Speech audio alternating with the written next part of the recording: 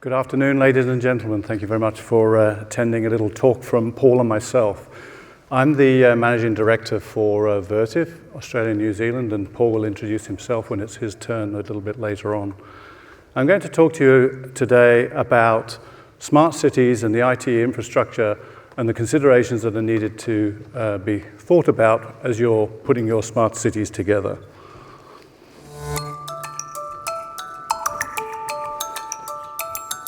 When I leave my house every morning, 5 days a week, my phone app tells me how long my commute to work will be. Today, it tells me that I could make it to work faster by train due to an accident on the highway. Each street I walk into recognizes me, along with other commuters, and sends alerts on human traffic for both the trains and buses. At the station, the retail and F&B outlets send out offers to customers in their database. Each platform is allowing a certain number of people to safely board the train. I board the train after a slight delay, and off I go. 10 minutes away from my stop, I receive a message from my usual coffee shop, asking if I'd like them to prepare a long black, my usual morning coffee. The train arrives at my stop, and I leave the platform as the exact amount for the ride is deducted from my account. I walk past the coffee shop to pick up my long black, as the coffee cost is deducted from my account automatically. As I'm about 5 minutes away from the office, I get a message asking whether I'd like to get a vacant workstation prepared. I am given a few choices, and I pick one with a nice view. My IP settings are then set at the workstation, including my preferred light adjustments. I enter my office building, and I get facially recognized and automatically scanned for dangerous items or illegal substances. Once cleared, I am informed to take a specific elevator to the floor where I have my workstation ready and waiting. I walk past the security doors and reach my workstation and settle in. Another day starts.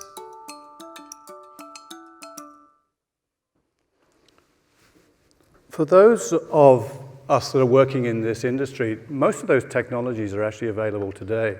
What tends not to happen, though, is that they're not necessarily talking or interacting with each other.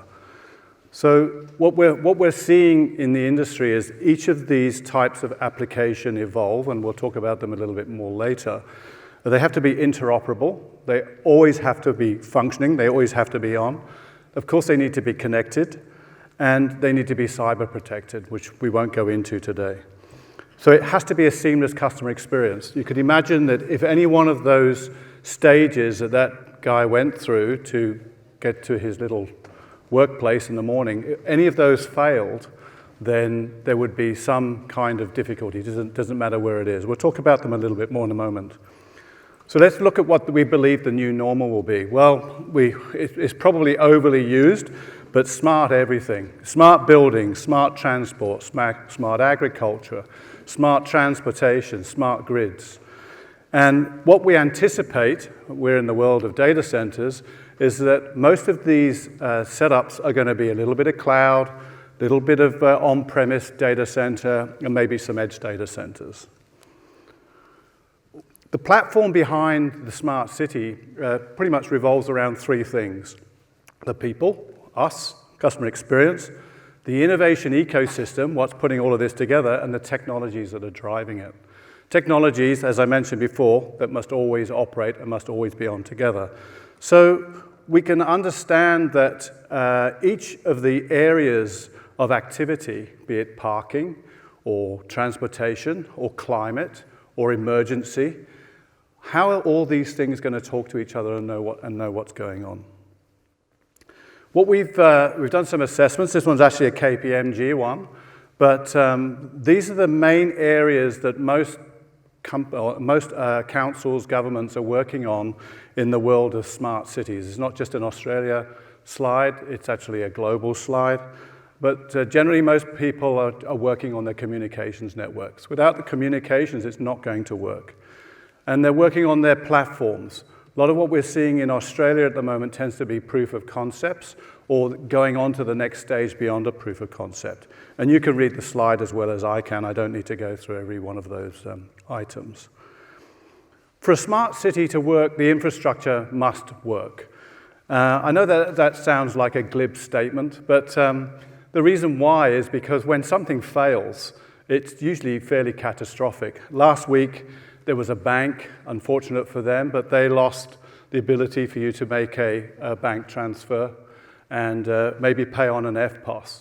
The system was out for 18 hours, and it hits headline news, and obviously there's a lot of unhappy customers.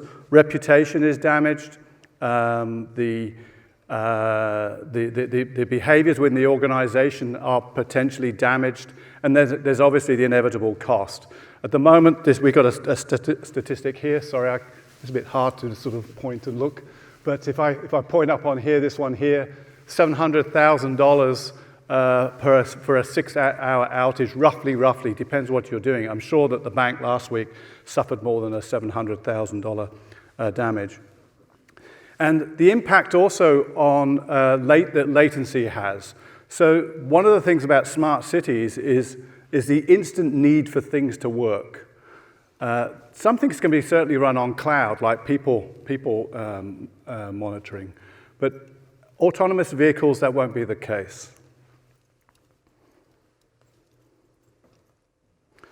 So what we see occurring, this is very early days. One of the things I think that we tend to see, and with a lot of the councils that we're talking with, is people are looking for the blueprint. You know, how do I do this? The thing is there isn't one yet. It's not like a number of years ago, if you were putting in an ERP system, so many people have put in an ERP system, we knew how to blueprint. We knew what was needed. It's not there yet with smart cities. So a lot of us are working in that area, and there's a lot of sharing of information going on. Now, what this slide is here, and it doesn't really do justice to the complexity, but what it's trying to show here, and I'll just step back and I'll point. But, oops, wrong one.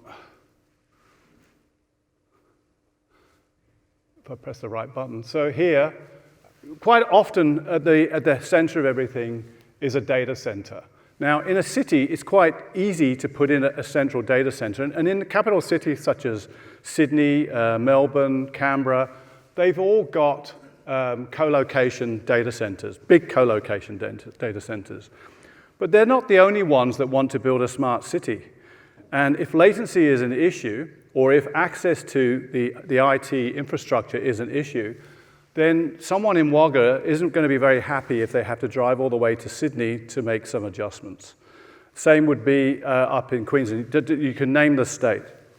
So what we anticipate is that there'll be small, little micro data centers dotted around working these applications. We're already starting to see some of this, and certainly worked with the 5G story. And then right at the very edge where stuff is happening, it's quite likely there'll be a micro data center there. Now, when I say micro data center, I'm talking maybe 12 RU of rack space. And inside there, a little bit of high performance compute, maybe some storage, video. At the moment, there really isn't anybody, or if there is, please put your hand up, who are sort of designing this full map of infrastructure. They'll work on parts of it, but they won't be working on all of it. Because we're learning about it, we're developing it. Let me take some of those applications that we were looking at a little bit earlier in the video. In this particular application, we've got the bus stop. Already, bus stops have got quite high levels of sophistication in them. They'll know how many people are there. They're feeding people movements and people standing at the bus stop to the bus companies so that they have an idea of what number of buses that they need to put on. Whether it will reach a micro data center, I'm not sure. It really depends on content. If you want to download content, right now we're reliant upon the mobile networks. But what we might want to be doing is we might want to have our own network information, providing information to that customer standing there, not necessarily via cloud content delivery system. At the station, really busy place.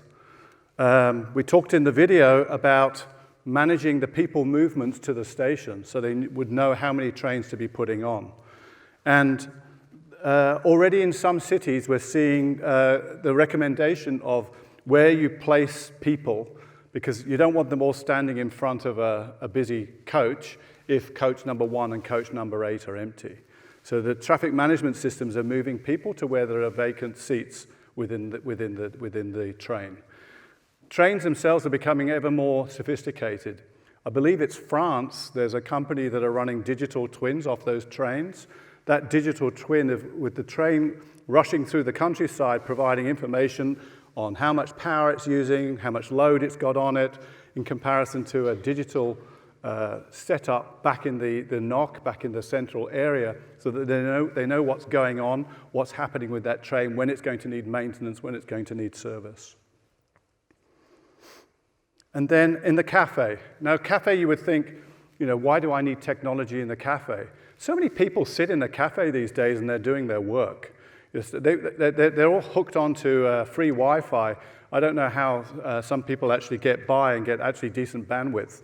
But there's the money that went on. There was the information that was being supplied to it to say the guy is coming. He's already prepaid, it pays for the system. They have video systems. They may have content. All these are required, will require some degree of sophistication on the IT infrastructure. Because if that customer goes in there and he can't pay for his coffee, and the systems are all set up for the coffee, and he can't sit there and use his computer, or she comes in and she finds that her normal, the lady comes in and finds that the normal things that she eats are not available and they weren't pre-picked, they'll go somewhere else.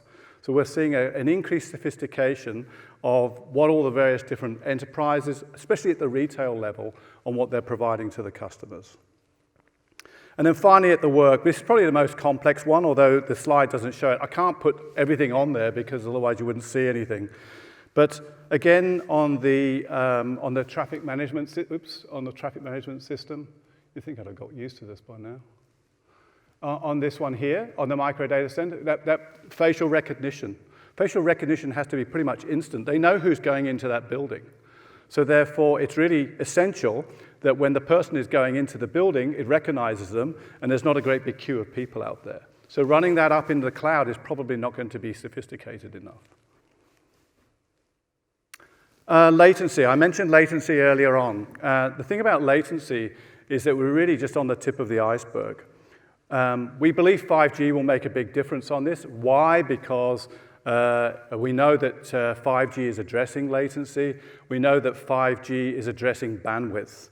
But this little chart here shows the areas of where latency needs to be really, really short, really low. Because if you, for instance, high-frequency trading is one of the most demanding aspects of an IT system, because you can lose a lot of money in a millisecond. And then this slide, what this is showing here is what we're starting to see. This is the really interesting area. First of all, we're seeing just about every single vertical being impacted in one way or another by the digital transformation of and expectations associated with our daily life. And what's happening is that these verticals, multiple customer experience, they'll all be different. Banking, obviously you need to make your trade. On a street, you'll have sensors in the light systems. We ourselves, most of us, I don't know about most of us, but a lot of us are probably wearing a wearable, or our faces are very good ways of us determining that we are who we are. And each one of these interactions has to talk to an app. Apps are crazy. We have apps for just about everything. They have to sit on some piece of infrastructure. It doesn't matter if it's in the cloud, it's still going to be on some piece of infrastructure. And at the base of all this is the data center infrastructure.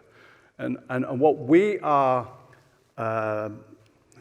advocating is that your smart city will be only as good as the infrastructure that is supporting it.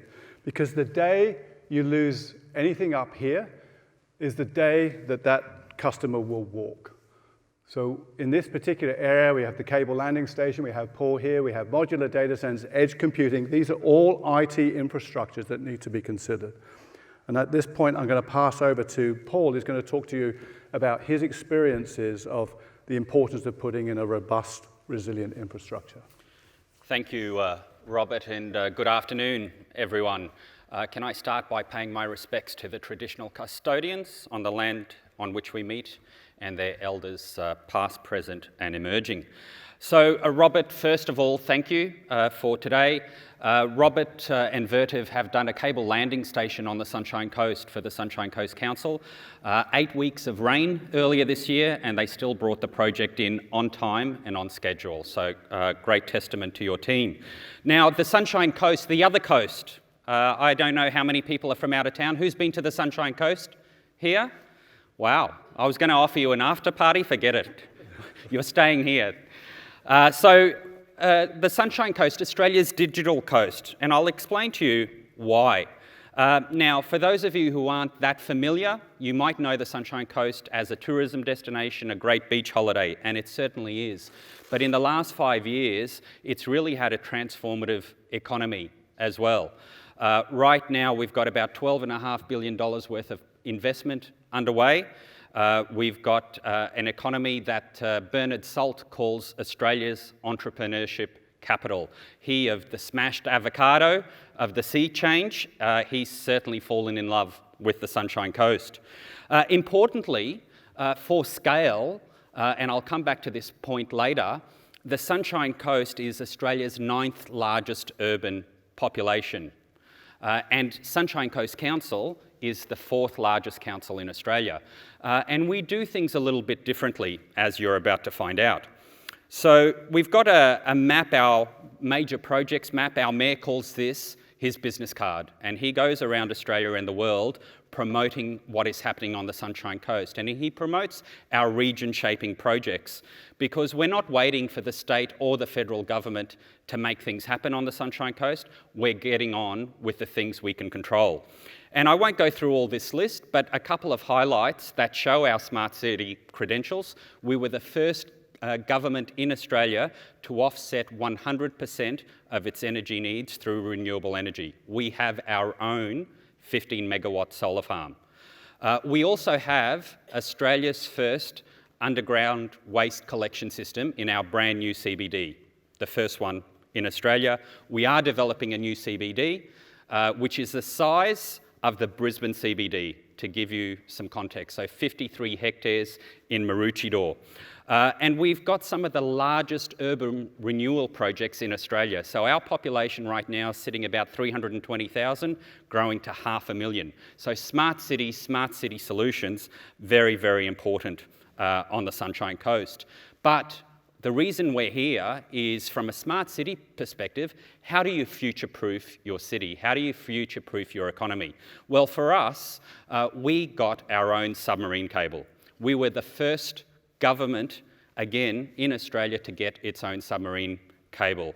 The cable landing station's being built. The ship is in the Solomon Islands collecting the cable, and the cable will be laid in December and January, and by mid next year, if not earlier, it'll be in service. And why a submarine cable? We have a very educated audience, so I'm not going to go into the detail, other than to say 99% of the world's traffic goes via submarine cables. Right now, we have 9 in Sydney, and that's it. So Queensland doesn't have one. And on the East Coast, it's only Sydney. We need another point of diversity, another point of low latency. And Robert kept talking about latency. Absolutely. This is the fastest data connection to Asia from the East Coast and the second fastest to the US. So for us, as the Sunshine Coast Council, we're not waiting for the future to happen. We're making it happen right now. From the Sunshine Coast, our cable connects into the GGA South, which is owned by RTI, ARNet and Google, and goes to Guam. And from Guam, it can connect to anywhere in the world. It's an 18 terabyte per second cable, and the modelling we've done, which we think is very conservative, is that it'll stimulate up to $500 million per year for the Queensland economy, and create 864 jobs. But I think that's just the tip of the iceberg. From a smart city credentials perspective, all of you know the story of Goldilocks and the Three Bears. I often talk about the Sunshine Coast being just right. We are just right for companies to come and test and trial their technologies. We've got our Smart Centre in Caloundra, we've got the Smart CBD at Maroochydore, and we've got access to all these wonderful technologies and partners. So we've had a lot of companies come in with their systems and collect data and partner with council. As you can see from some of the statistics behind me, we've been on this journey for a while. We were the first council to launch a smart city framework, the first council with a carrier licence, and we are an award-winning council, taking home 3 Australian Smart City Awards last year. And just last week, we were confirmed again 6th time in 7 years as one of the Smart 21 economies of the world by the Intelligent Community Forum. Now, Robert kept going on and on about latency, and I love him for that, because it is all about latency, it is all about bandwidth, and it is all about data. And what the Sunshine Coast has with the submarine cable is the infrastructure to cope with the ecosystem. So that's our innovation ecosystem, our entrepreneurship ecosystem. Again, Bernard Salt says the entrepreneurship capital of Australia. It's recognised by Leanne Kemp, the Queensland chief entrepreneur, as one of the most vibrant ecosystems in Queensland. So those of you out there looking to partner with a council that focuses on smart cities, that focuses on digital, that is looking to the future, I'll hope you consider the Sunshine Coast Council. Hand back to you, Robert. Thank you. Thank you very much. So when you consider what Sunshine Coast have started here, if you recall that slide, I'm not going to flick back to it now, the one with the 4 levels, what they've done is they've started at the beginning of where all the data sits, and then they're building all their infrastructure on top of this. And that's how we anticipate a good ecosystem should look like, what it should look like. We, the citizens, are at the center. We're the ones that are impacted by us not doing our job right. The government standards, it's good to see the government is starting to work now on standards and the regulatory compliance side. That's their job. It's a bit of a catch-up because a lot of government people don't, at the moment, with respect to Paul, don't have the same kind of knowledge that we IT people have. Smart City Association, if you're not part of one, you should become part of one. They provide a lot of data. As I said earlier on, we're pioneers in this. All of us, every one of us is a pioneer. There is no blueprint. People can say they've got a blueprint. We sit on the very bottom of that rung there, and we know there isn't a blueprint because we know by the questions that we get asked. The systems integrators are absolutely vital in this space because they're the ones that bring it all together. And the questions of interoperability need to be answered by them, because no point in buying a system from one vendor that doesn't speak to the system from another vendor. Consulting firms, they also play a major part. They're the ones that will eventually come up with that map. Quite often what they do very well is the top 2 layers of that slide I showed you. And then, of course, there's us, the technology providers. We don't know where this journey is going to take us. Our sales into Smart City right now are really very low, but we know that it's coming, and when it comes, it's coming big. So, 3 takeaways. The new normal. In 5 years' time, the new normal. In 2025, Gartner stated that there'll be 64 billion IoT data points, data devices out there. That's a lot of stuff, collecting data and information, bring it back into the system. What's behind the curtain? Think about that core to edge. You know, what infrastructure do you need? It's not all about cloud. It's not all about edge. It's about what does that map look like for the applications that you're working on. And the infrastructure is evolving. We've actually seen a number of companies and councils not wishing to invest yet because they're worried that in 3 years' time, something better will come along. It may well do, but you have to move on this, otherwise people will get left behind. Just very, very briefly, why can I stand up here and talk about this? Because Vertiv is a global provider of infrastructure. These are all our customers. I'm not going to go through all of them.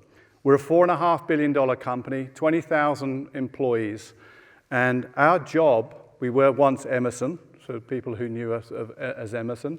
We were once Emerson. So people that know us know that we keep big infrastructure going. So I'll go back quickly. I point out some of the customers, if they are still there. Yes. So people like Facebook, we've supplied infrastructure to people on the very big end of town and also on the very small end of town. So thank you for your time. Thank you for listening. And if we've got a couple of minutes for some questions, I don't know, Paul, if you'd like to come back up. We've got 4 minutes for questions. Does anybody would like to ask a question? Oh, somebody must ask a question. We've stood here for 25 minutes. It must be something. Got one here, Robert. Yeah?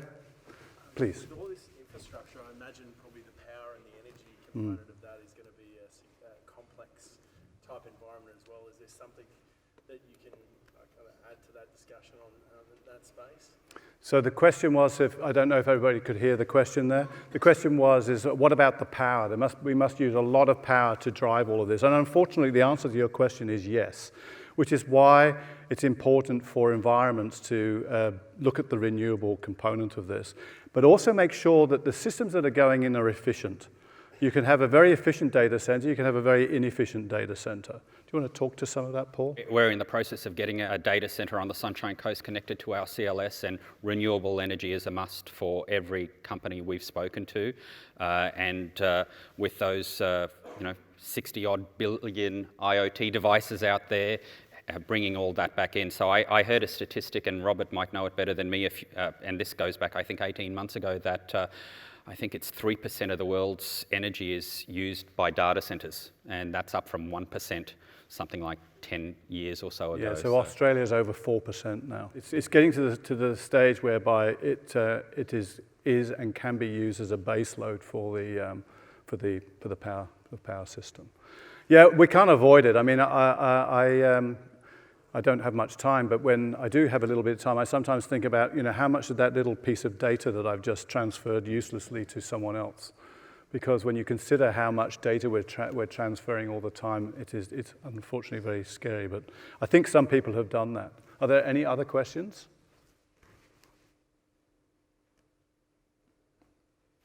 Yes, sorry, I can't see you. It's dark in the front row. I can see everybody here, so I apologize. Yes, sir. Thanks, Rob. Well, I'll give you my 10 cents worth. Yeah, look, there are definitions out there. For me and for us at Sunshine Coast Council, it's how do we make the lives of our citizens better, and how do we assist them going about their daily lives better than the day before. That's what we focus on, is the customer at the end of the day. So, from your Barcelona models to the future, etc. But fundamentally for us on the Sunshine Coast, it's all about the citizen and making their day better. Yeah, so you saw the little video at the very beginning there. I mean, I didn't go into a lot of depth on it, just maybe a couple of minutes on that. But I think what makes a smart city is when all of these things operate together. It's not just, at the moment there are quite a number of areas, I think Sydney's just introducing it now, smart parking, where you can have an app and it will tell you where there's an empty space and you go to that space so you don't waste fuel and driving around looking for spaces. And so what that is a part of a smart city, but when you start to interact all of these things together and make it work, that's when it's a true smart city. When you truly can walk along the street. I mean, I know there's a privacy issue story here, but in China they're already seeing it. People will walk into a store and their face is sufficient to allow them to pay for their goods. And I mentioned before Smart 21 Award. We've just picked up last week. We were a top 7 by the Intelligent Community Forum. So they do differentiate between smart and intelligent communities. And from an intelligent perspective, you're taking a more holistic review of the whole economy. So you're looking at what's happening in the education system, what's happening in the economy, the participation rates by all of your citizens, whether they're 10 or 90, and that level of engagement. So if you're not familiar with the Intelligent Community Forum, I'd encourage you to have a look at that. It's quite a good model. So our time is up now, but just to let you know that we have got a booth over in the exhibition hall, which you can go and look up. Just go look up Vertiv. Happy to talk to you about any of this piece here. And the second thing is that we'll have, just for tomorrow, 2 people from the Sunshine Coast. So if you want to understand a little bit more about their experiences and what they've done, and maybe if you want to put business their way, they'll be very happy to receive you. But so tomorrow, Sunshine Coast, we're here for the rest of the week. So thank you very much for listening. Thank you.